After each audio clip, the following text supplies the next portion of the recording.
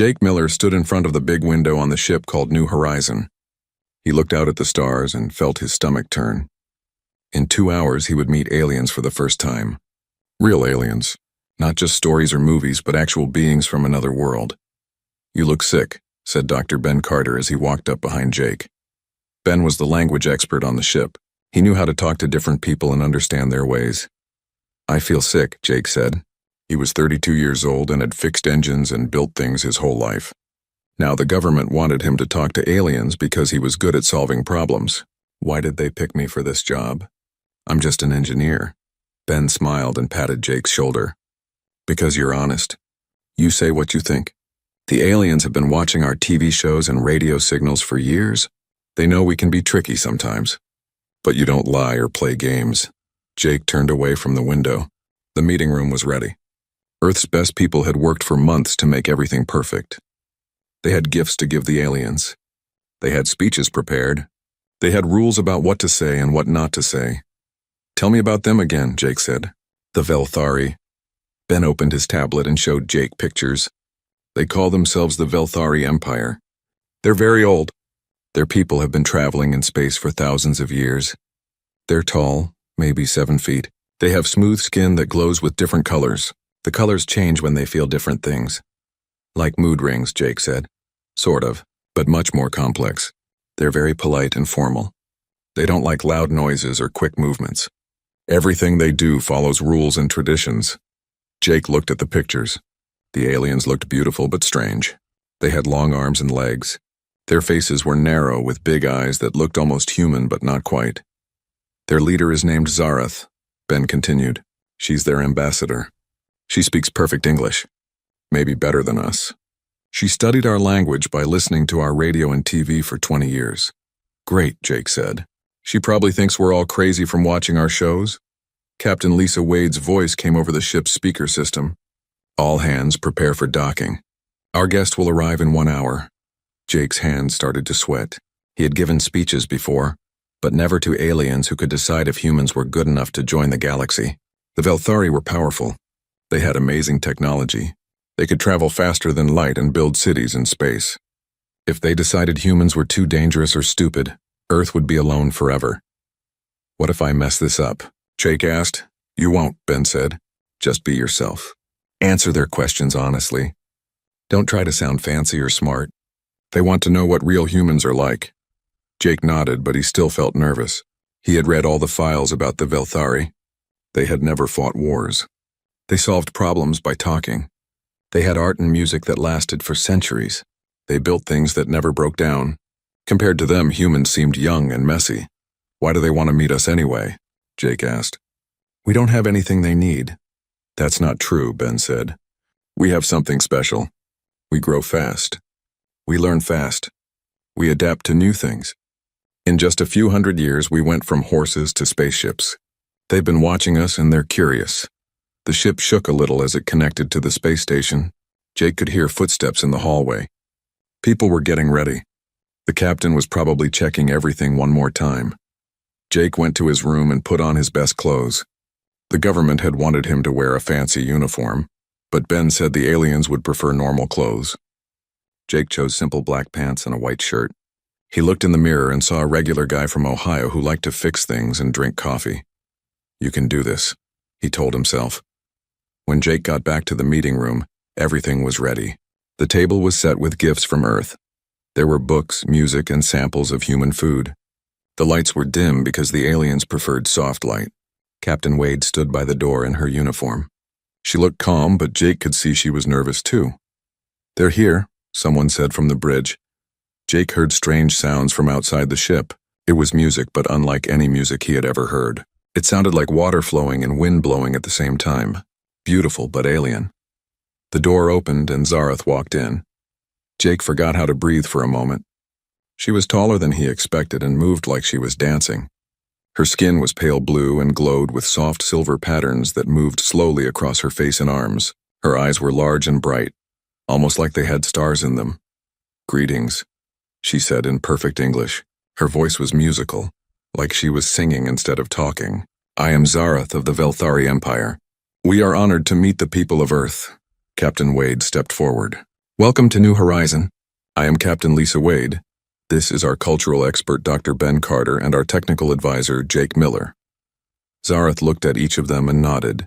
The silver patterns on her skin shifted to gold, which Ben had said meant she was pleased. We have prepared gifts, Captain Wade said, gesturing to the table. As have we, Zareth replied. She made a gesture and 2 other Velthari entered carrying something that looked like a crystal sculpture, but seemed to be alive with moving light. Jake relaxed a little. This was going well. Everyone was being polite. No one had said anything wrong yet. Then Jake reached for his coffee cup, missed, and knocked it over. Hot coffee spilled across the table and onto the floor.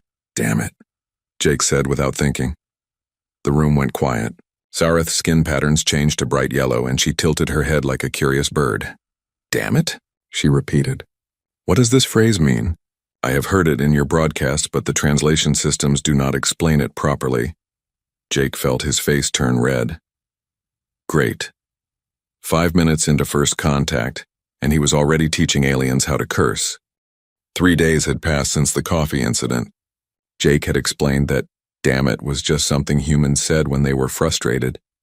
Zareth had accepted this answer, but Jake could see she was still curious about it.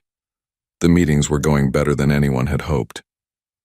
The Velthari shared their knowledge about space travel and energy systems. Humans showed them Earth's music, art, and stories. Both sides were learning from each other, but Zareth kept asking strange questions. Why do humans say break a leg when they want someone to do well? She asked during breakfast. It's just a saying, Jake explained. We don't really want anyone to break their leg. It means good luck. But why not say good luck directly? Jake had never thought about it before. I guess we think it might cause bad luck to say good luck directly, so we say the opposite. Zareth's skin patterns turned bright blue, which meant she was thinking hard. Humans often say the opposite of what they mean. Sometimes, Jake said. It's complicated. Dr. Carter joined them at the table. How are our guests today? He asked, confused, Jake said. I've been trying to explain human sayings to Zareth. Ah, Ben said. Yes, human language is very different from Velthari. They always say exactly what they mean. No hidden meanings or jokes. Zareth nodded. In our language, each word has one meaning. This makes communication clear and efficient, but human language seems to have many layers. That's because humans are complicated, Jake said with a smile. That afternoon, Jake gave a presentation about human engineering. He talked about how humans had to develop space travel quickly because their sun was starting to change. In a few thousand years, Earth would become too hot for life. We had to haul ass to get off the planet, Jake said during his speech. Sorry, I mean we had to work very fast and very hard. The presentation went well. The Velthari were impressed by how quickly humans had gone from simple machines to spaceships. After the meeting, most people left the room, but Zareth stayed behind. She walked up to Jake, her skin glowing with the soft yellow that meant curiosity. Mr. Miller, she said, may I ask you a private question? Of course, Jake said, cleaning up his papers. You used the phrase haul ass during your presentation. You corrected yourself, but I have heard this word ass many times in human communications. What does it mean? Jake stopped organizing his papers. This was not a question he had expected. Well, it's slang. Informal language? Yes, but what does it mean? Zareth asked. In your presentation, you used it to mean working fast. But I have heard it used in many different ways. Get your ass over here. Kick ass. Piece of ass. The contexts suggest very different meanings. Jake felt his face get hot. How do you explain to an alien ambassador that humans have a word that can mean buttocks, donkey, person, effort, or a dozen other things depending on how you use it? It originally means the rear end of a person or animal, Jake said carefully. Zareth's patterns shifted to bright blue again. But in your presentation, you said humans had to haul ass to develop space travel. This suggests the meaning is not simply anatomical. Jake realized he was in trouble. Zareth was too smart to accept a simple answer. She had been studying human language for 20 years. She knew there was more to it. You're right, Jake admitted. It has many different meanings depending on how you use it. Can you explain these meanings? Zareth asked. Jake looked around the room. They were alone. Captain Wade would probably have a heart attack if she knew Jake was about to give an alien ambassador a lesson in human profanity. Well, Jake began slowly. When we say haul ass, we mean to move very quickly. When we say work your ass off, then we mean to work extremely hard. When we say kick ass, we mean to fight well or do something very successfully. Zareth listened carefully. So this word can mean speed, effort, and success? Among other things, yes. What are the other things? Jake wished Dr. Carter was here to help him. It can refer to a person, like when we say get your ass over here, we mean come here quickly. It can mean the whole person sometimes. Fascinating, Zareth said. One word with so many applications, but I sense there is more. The way humans use this word suggests it carries emotional weight beyond its literal meanings. Jake stared at her. She was exactly right, but he had never thought about it that way before. The word ass wasn't just slang. It was a window into how humans thought and felt. You're very observant, Jake said. It is my job to understand your species, Zareth replied. I have noticed that humans use certain words when they are under stress or facing difficulty. This word appears frequently in such contexts. Jake nodded. We do tend to use stronger language when things get tough. Why? It was such a simple question, but Jake had never really considered it before. Why did humans curse when they were angry or scared or frustrated? Why did they use crude words to express strong emotions? I'm not sure I can explain it properly, Jake said. It's just something we do. Zareth's skin pattern shifted to a warm orange color that Ben had said meant disappointment. I see, perhaps Dr. Carter could provide more insight. No, wait, Jake said quickly. He didn't want to disappoint her. Let me think about it. You're asking a really good question. I just need time to figure out how to answer it. Zareth's pattern shifted back to yellow. You will consider it? Yes, Jake promised. I'll talk to Dr. Carter, too. We'll figure out how to explain it properly. Thank you, Mr. Miller. I find human language endlessly fascinating. Your species manages to pack so much meaning into so few sounds. As Zareth left the room, Jake sat down in his chair and rubbed his head. How do you explain to an alien that humans curse because it makes them feel better? How do you tell a sophisticated being from an advanced civilization that sometimes humans need to say bad words to deal with life? He had promised Zareth an answer, and he was going to give her one. But first he needed to understand the question himself. Why did humans talk the way they did? What did their language say about who they were as a species? Jake had a feeling this was going to be more complicated than explaining how to build a spaceship. Jake found Dr. Carter in the ship's library, reading reports about Velthari culture. Jake sat down across from him and sighed. I need your help, Jake said. Ben looked up from his tablet. What's wrong? Zareth asked me to explain what ass means. Not just the basic definition, but why we use it the way we do. I promised her an answer, but I don't know where to start. Ben put down his tablet and smiled. She's getting into the deep stuff now. I wondered when this would happen. What do you mean? Zareth isn't just learning our language, Ben explained. She's trying to understand our minds. The way we use words tells her how we think and feel. It's like studying our psychology through our vocabulary. Jake leaned back in his chair. So when she asks about ass, she's really asking about human nature? Exactly. And that's a complicated question because the Velthari don't have anything like human profanity in their language. What do you mean? Ben pulled up files on his tablet. I've been studying their language for months. They don't have curse words. They don't have insults. They don't even have slang. Every word means exactly one thing, and they use it the same way every time. Jake thought about this. That sounds boring. It's efficient, Ben said. But it also tells us something about their society. They developed differently than humans. They've always been peaceful and organized. They never needed words to express anger or frustration because they rarely felt those emotions. And humans? Humans have always been fighters, Ben said. We fought animals, weather, disease, each other, and everything else that got in our way. We needed language that could express strong emotions. Jake began to understand. So our crude language exists because our lives have been crude? Partly, yes. But it's more than that. Human profanity serves several purposes. It lets us express strong emotions safely. It helps us bond with each other. It shows trust and friendship. And sometimes, it helps us cope with things that are too big or scary to handle with polite words. Jake thought about his own life.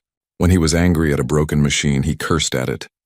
When he was scared during a dangerous repair job, he muttered bad words under his breath. When he was happy with friends, they joked around using language they would never use with strangers. How do I explain all this to Zareth? Jake asked. Carefully, Ben said. Remember, she comes from a society where everyone is always polite and proper. The idea that we use crude words to show friendship might seem very strange to her. The next day, Jake met with Zareth in a quiet room. Her skin was glowing with soft blue patterns, which meant she was ready to learn.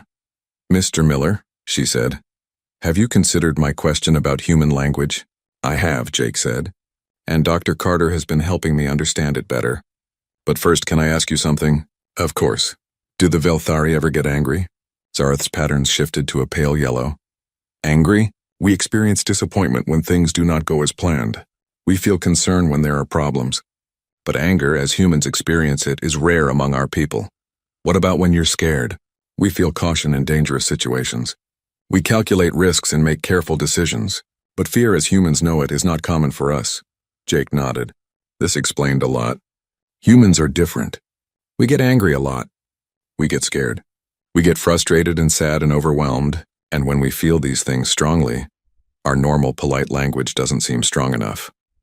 So you use crude language instead? Yes, but it's not just about being crude. It's about having words that match the strength of our feelings. When I hit my thumb with a hammer, saying, "Oh dear," doesn't help me feel better. But saying something stronger does. Zareth's patterns brightened.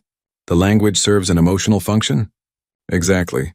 And it serves social functions too. When humans use casual profanity around each other, it shows trust. It means we're comfortable enough to drop our polite masks. Interesting. So the word ass in different contexts serves different psychological needs? Jake was impressed by how quickly she understood. Yes. When I said we had to haul ass to develop space travel, I was using strong language to show how urgent and important the work was. Normal language didn't feel strong enough for what humans accomplished. And the other uses of this word? Jake took a deep breath. When we say work your ass off, we mean working so hard that you sacrifice everything for the goal. When we say kick ass, we mean fighting or competing with everything you have. When we say get your ass over here, we're being urgent but also informal and friendly. Zareth was quiet for a moment, her patterns cycling through different colors. So this one word can express effort, urgency, friendship, and determination? Yes, and more. Humans pack a lot of meaning into simple words. But why this particular word? Why not choose something else? Jake had been wondering about this himself. I think it's because the word is a little bit shocking. It gets attention. It makes people notice what you're saying. And sometimes when you're trying to express something really important, you need people to pay attention. Fascinating, Zareth said. Your species uses mildly offensive language to emphasize important communications. I never thought of it that way, but yes. Zareth was quiet again, thinking. Then she asked, are there other words like this in human language? Jake almost laughed. Many others. Humans have been developing colorful language for thousands of years. Could you teach me more? Jake hesitated. Teaching an alien ambassador to curse seemed like a bad idea. But she was genuinely curious, and understanding human language was part of her job. Maybe some of the milder ones, Jake said. Over the next hour, Jake carefully explained other common human expressions. He told her about damn and hell and crap. He explained how tone and context changed meaning. He showed her how humans could use the same word to express anger, excitement, surprise, or friendship. Zareth absorbed everything like a student studying for the most important test of her life.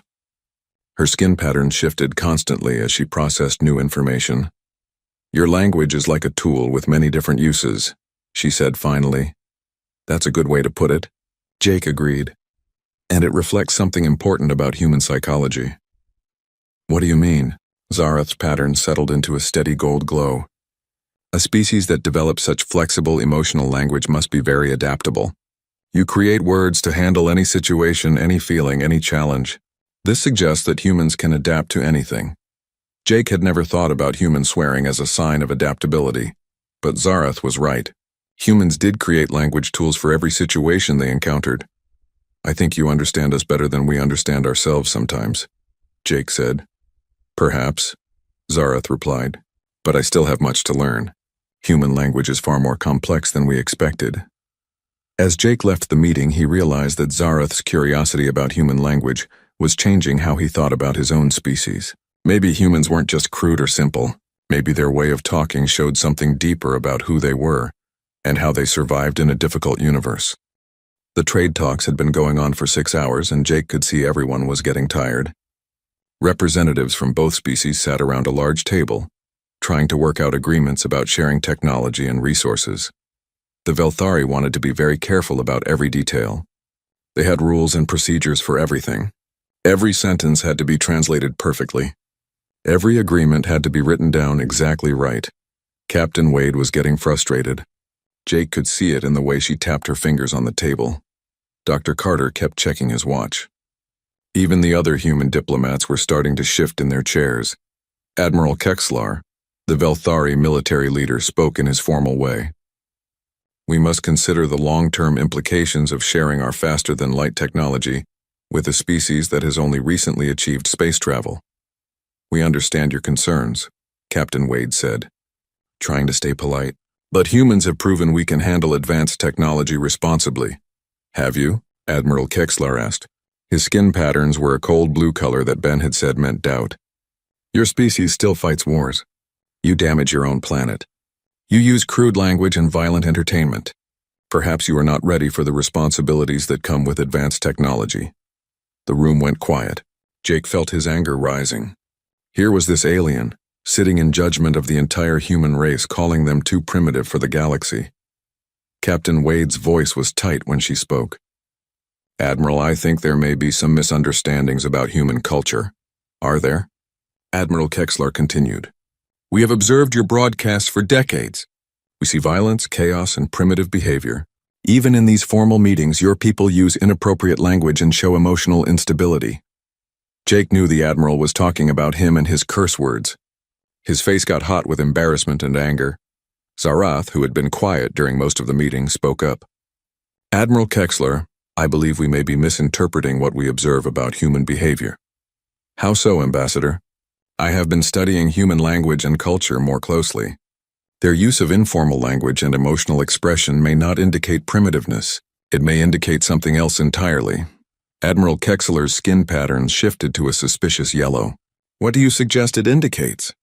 Jake could see that Zarath was trying to help, but she didn't have all the pieces yet. She understood that human language was complex, but she hadn't grasped what it really meant about human nature. The Admiral continued his criticism. A truly advanced species would have evolved beyond the need for crude expression and emotional outbursts. They would communicate with clarity and precision like civilized beings, that was it. Jake had heard enough. He stood up from his chair and everyone looked at him. Captain Wade's eyes went wide with warning, but Jake didn't care anymore. Admiral, Jake said, you want to know what human language really means? You want to understand why we talk the way we do? I'll tell you. Jake, Captain Wade said quietly, maybe we should take a break.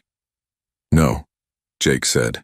The Admiral thinks we're primitive because we say ass and damn, and other words that don't translate into his perfect language.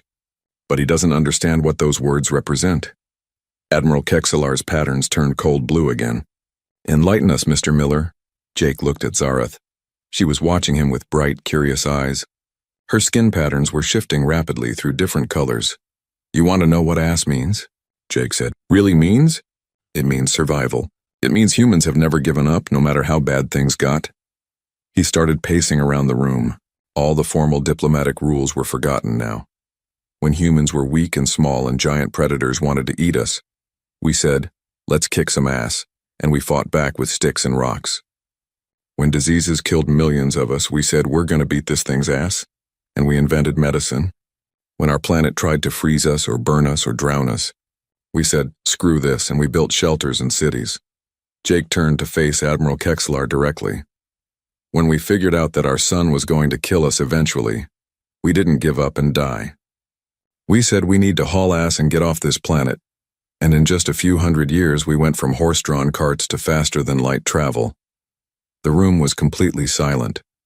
Even the Velthari translators had stopped working. Every time the universe tried to kill us, we cursed at it and fought back. Jake continued. Every time we faced impossible odds, we used our crude, primitive language to rally each other and keep going. He looked at Zareth, who was staring at him with fascination. When we say bust your ass, we mean we'll work until we drop. When we say haul ass, we mean we'll move faster than should be possible. When we say kick ass, we mean we'll fight harder than anyone expects. It's not just slang, Admiral. It's a promise. Jake sat back down, his heart beating fast. You think our language makes us primitive? Our language is proof that we never quit. A species that can turn profanity into battle cries, that can find humor in horror, that can bond through shared irreverence. That's not primitive. That's survival. Admiral Kexlar was very quiet. His skin patterns had shifted to a deep purple that none of the humans had seen before. Zareth spoke softly. Mr. Miller, are you saying that human crude language is actually a form of psychological armor? Yes, Jake said. Exactly. When something is too scary or too big or too painful to face with polite words, we give it a rude name and attack it anyway. We rob our fears of their power by refusing to take them seriously. Fascinating, Zareth whispered. Her skin was glowing brighter than anyone had ever seen. Dr. Carter leaned forward. Jake's right. Human humor and irreverence aren't signs of disrespect. They're coping mechanisms. They're how we stay sane and keep fighting when everything goes wrong. Admiral Kexler finally spoke. You are suggesting that what we interpreted as primitiveness is actually a form of psychological resilience? More than that, Jake said. It's a weapon. When we face something that should destroy us, we make jokes about it, we curse at it, and we keep going. You've been peaceful for thousands of years, Admiral. You've never had to develop that kind of mental toughness.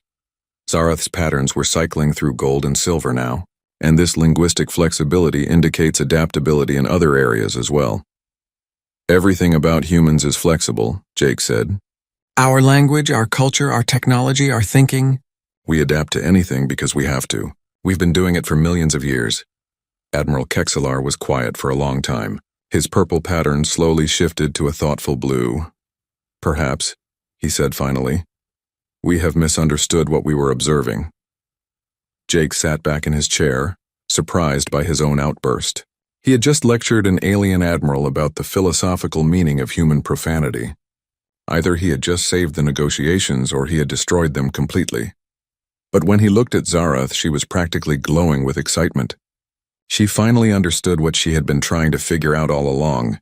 Human crudeness wasn't a flaw. It was a feature. 3 weeks had passed since Jake's outburst in the meeting room. At first, he thought he had ruined everything. Admiral Kexler had asked for a break that lasted 2 days.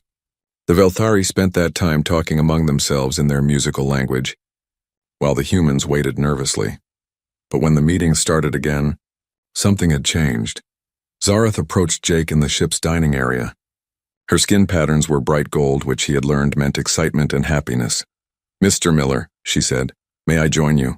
Of course, Jake said, moving his breakfast tray to make room. Zareth sat down gracefully. I wanted to thank you for your explanation the other day. It has helped our council understand something very important about humanity. Oh? Jake tried to sound casual, but he was nervous. What's that? We have been looking at human behavior through the wrong lens, Zareth explained. We saw chaos where there is actually organized flexibility. We saw primitiveness where there is actually sophisticated adaptation. Jake took a sip of his coffee. And that's good? Very good. You see, the Velthari Empire has been facing a problem for the past century. There is another species in a distant galaxy that has been expanding aggressively. They call themselves the Devourers. They consume planets and destroy civilizations. Jake felt a chill. How long until they reach this galaxy? Perhaps 1,000 years. Not long in galactic terms. We have been trying to develop defenses, but our thinking is too rigid. We approach problems the same way we have for millennia. We need allies who can think differently. And you think humans can help? Zareth's patterns shifted to silver, which meant certainty. I believe humans are exactly what we need. A species that can adapt to anything, that refuses to give up no matter how bad things get, that can find humor in horror. Such a species might find solutions we cannot imagine. Jake smiled. So our weird human nature is actually useful? More than useful. Essential. After your speech, Admiral Kexlar spent days reviewing human history. He studied your wars, your disasters, your achievements. He came to the same conclusion I did, which is that humans are survivors. Whatever the universe throws at you, you find a way to deal with it. And you do it with a spirit that keeps you sane and functional even in terrible circumstances. Jake felt a warm pride growing in his chest. We do tend to be stubborn. Beautifully stubborn, Zareth agreed. Yesterday I asked Dr. Carter to teach me some human expressions. Would you like to hear what I learned? Jake grinned. Sure. Zareth's patterns shifted to a playful orange color. When something is very difficult, humans say it is a real pain in the ass. Jake nearly choked on his coffee. Hearing Zareth say that in her musical voice was the funniest thing he had ever experienced. That's right, he managed to say. And when humans want to encourage someone to work hard, they say, get off your ass and do something. Also correct. And when humans are very happy with an achievement, they say it kicks ass. Jake was laughing now. You're a quick learner. Dr. Carter said these expressions would help me understand human motivation and emotion. He was right. They are much more efficient than formal language for conveying certain concepts. Captain Wade approached their table. Good morning, Jake, Ambassador Zareth. How are the cultural exchanges going? Very well, Zareth replied. I am learning to appreciate the depth of human expression. Jake has taught me that your language is not crude but practical. I'm glad to hear it, Captain Wade said, because we just received some good news. The Velthari Council has voted to approve the alliance proposal. Jake stood up so fast he nearly knocked over his chair. Really? Full technology sharing, mutual defense agreements, and cultural exchange programs. Admiral Kexler specifically mentioned that humans bring unique problem-solving perspectives to the partnership. Zareth's skin was glowing so brightly that other people in the dining room turned to look. This is wonderful news. I must inform my government immediately. As Captain Wade walked away, Jake sat back down. I can't believe it. We're actually going to be part of the galactic community. More than that, Zareth said. You are going to help us prepare for the greatest challenge our galaxy has ever faced. And I believe you will find solutions that would never occur to us. What makes you so confident? Zareth thought for a moment. Because humans do something that no other species we know does. When you face a problem that should destroy you, you make jokes about it, give it a rude name, and attack it anyway. That is not just courage, Mr. Miller. That is psychological warfare against the universe itself. Jake laughed. I never thought of it that way.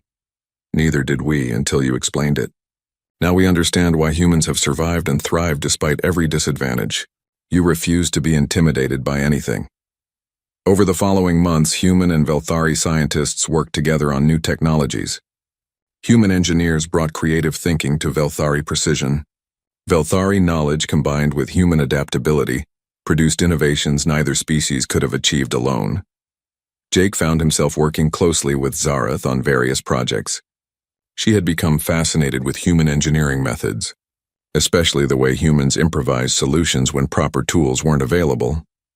Humans call this jury rigging, Jake explained as he showed her a temporary repair he had made to a damaged sensor array using spare parts and determination.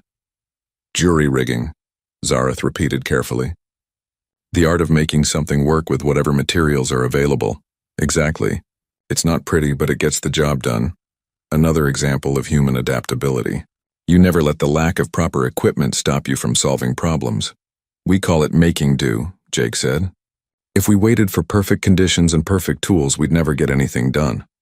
Zareth's patterns brightened. This explains so much about human achievement. You do not wait for ideal circumstances. You work with what you have and make it succeed. 6 months after the first meeting, Jake stood in the same observation room where he had worried about first contact. But now he was watching human and Velthari ships working together, preparing for challenges that might not come for centuries. Zareth joined him at the window. Her skin patterns had become familiar to him now. The gold of happiness, the blue of deep thought, the silver of certainty. Are you satisfied with how things turned out? She asked. More than satisfied, Jake said. A year ago, I was just a guy who fixed broken machines. Now I'm helping to prepare defenses for an entire galaxy. You were always more than just a repair technician, Zareth said. You just didn't know it yet. What do you mean? You represent everything that makes humans special. Your honesty, your adaptability, your refusal to give up, your ability to find humor in difficulty. These are not common traits in the galaxy. Jake smiled. And our colorful language? Zareth laughed, a sound like musical water that Jake had grown to love. Especially your colorful language. Do you know what I told the Velthari Council in my final report? What?